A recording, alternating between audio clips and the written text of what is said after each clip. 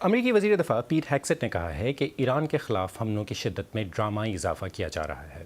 ان کے بقول فضائیہ نے زیر زمین چھپے ہوئے درجنوں بیلسٹک میزائل لانچرز کو بمباری کر کے تباہ کر دیا ہے۔ امریکی سینٹکام کے کمانڈر براڈ کوپر کے مطابق گزشتہ 3 دنوں میں 200 سے زائد مقامات کو نشانہ بنایا گیا ہے اور جنگ کے آغاز کے بعد پہلی مرتبہ B-2 بومبر طیاروں کا استعمال بھی کیا گیا ہے۔ ایران بھی جوابی کارروائی کر رہا ہے۔ ایرانی ہلال احمر کے مطابق جنگ میں اب تک 1000 سے زیادہ افراد ہلاک اور ہزاروں زخمی ہوئے ہیں۔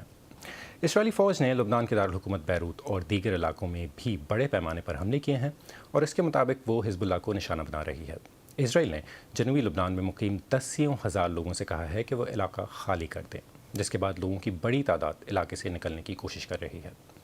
تازہ ترین حملوں سے پہلے لبنان نے کہا تھا کہ 20 سے اب تک فضائی حملوں میں 120 سے زائد افراد ہلاک اور تقریباً 700 زخمی ہو چکے ہیں۔ اس کے علاوہ کم از کم 90,000 لوگ بے گھر بھی ہو چکے ہیں۔ انسانی حقوق کی تنظیموں نے خبردار کیا ہے کہ عام شہریوں کو شدید خطرات لاحق ہیں۔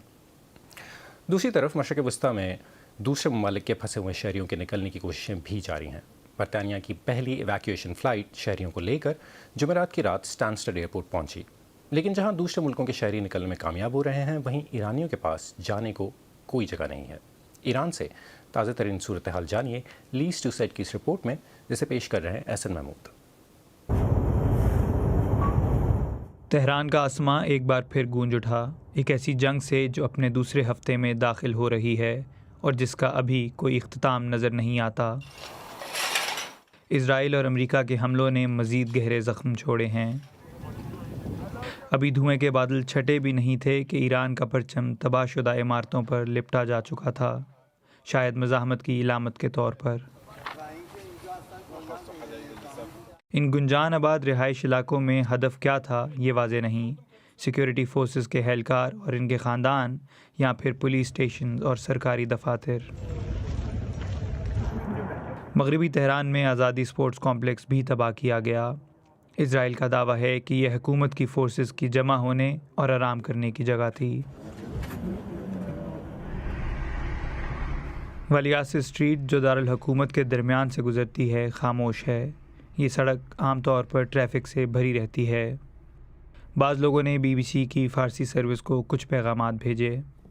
Personally, I don't really know what will happen. ذاتی طور پر میں واقعی نہیں جانتی کہ آگے کیا ہوگا، بس اتنا جانتی ہوں کہ میں ان مولویوں سے کوئی تعلق نہیں چاہتی۔ میرا خیال ہے کہ زیادہ تر لوگ یہی محسوس کرتے ہیں۔ اپنی جان بچانے کے لیے میں زیادہ تر گھر میں ہی رہنے پر مجبور ہوں تاکہ حملے میں پھنسنے سے بچ سکوں۔ مسلسل دھماکوں کی آوازیں تھکا دیتی ہیں۔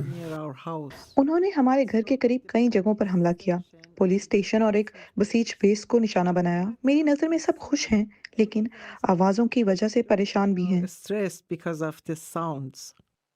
حکومت یہ تاثر دینے کی کوشش کر رہی ہے کہ سب معمول کے مطابق ہے اور ایران لڑ رہا ہے۔